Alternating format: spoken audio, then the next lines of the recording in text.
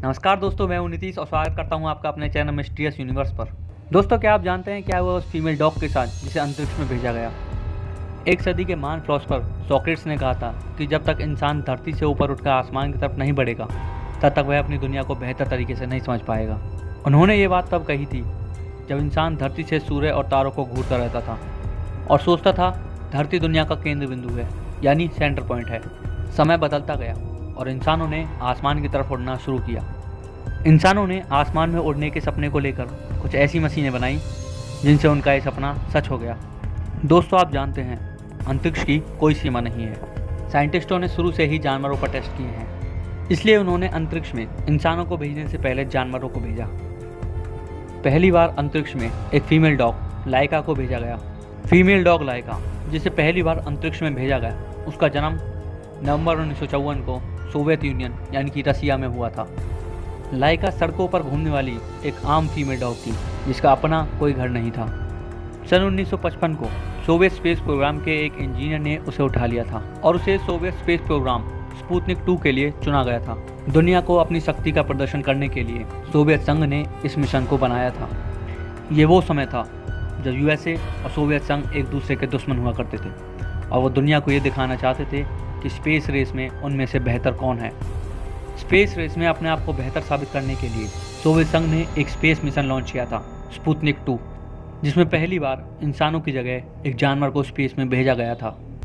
इस मिशन से वो ये पता करना चाहते थे कि बिना ग्रेविटी के एक डॉग स्पेस में कितने वक्त तक जिंदा रह सकता है। स्पुतनिक 2 के अंदर तापमान को नापने वाले डिवाइसेस लगाए गए थे। साथ ही इसमें एक लाइफ सपोर्टिंग मशीन जिसमें एक ऑक्सीजन जनरेटर लगाया गया था।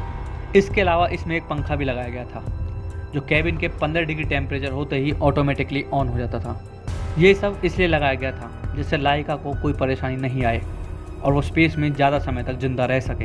यह एक कमाल का मिशन था जिसमें पहली बार ऑर्बिट में किसी जिंदा प्राणी को भेजा जा रहा था। सोवियत संघ को यह पता था कि लाइका डॉग स्पेस से कभी जिंदा वापस नहीं आएगी, क्योंकि सोवियत संघ ने यह बता दिया था कि लाइका डॉग स्पेस में ही रह जाएगी और वहाँ से कभी वापस नहीं आएगी। उनकी यह बात सुनते ही पूरी दुनिया में खलबली मच गई थी, क्योंकि वो किसी बेजुबान की जान ले रहे थे। लेकिन फिर भी इस मिशन को पूरा किया गया था।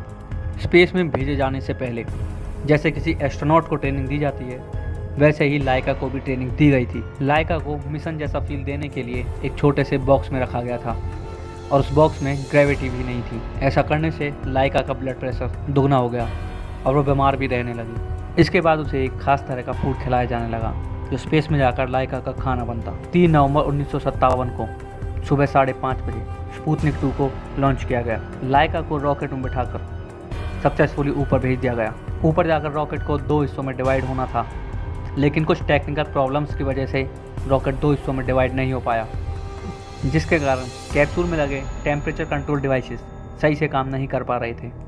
लाइका की सुविधा के लिए जो डिवाइसेस इसमें लगाए गए थे उन सभी ने काम करना बंद कर दिया था, जिसके कारण कैप्सूल का तापमान बढ़ गया और वो 15 डिग्री से 40 डिग्री सेल्सियस तक पहुंच गया।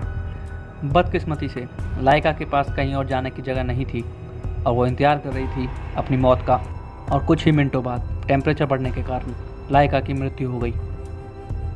यह मंजर बहुत ही दर्दनाक था। इस मिशन को पूरा होने के बाद लाइका को जहर देकर मारने का प्लान था, लेकिन लाइका की मौत टेम्परेचर बढ़ने के कारण पहले ही हो गई थी और यह मिशन वहाँ तक पहुँचा ही नहीं था।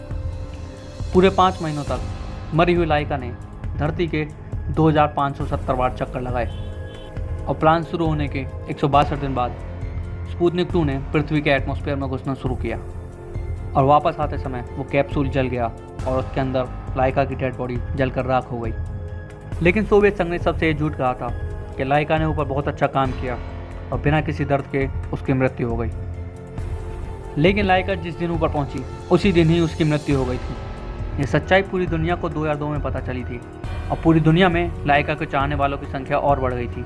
मॉस्को में लाइका के नाम का एक स्टैचू बनाया गया और लाइका की मृत्यु के बाद ये निर्णय लिया गया कि अगर कोई देश किसी जानवर को ऊपर स्पेस में भेजता है तो उसे सुरक्षित वापस लाने की जिम्मेदारी भी उसी देश की होगी।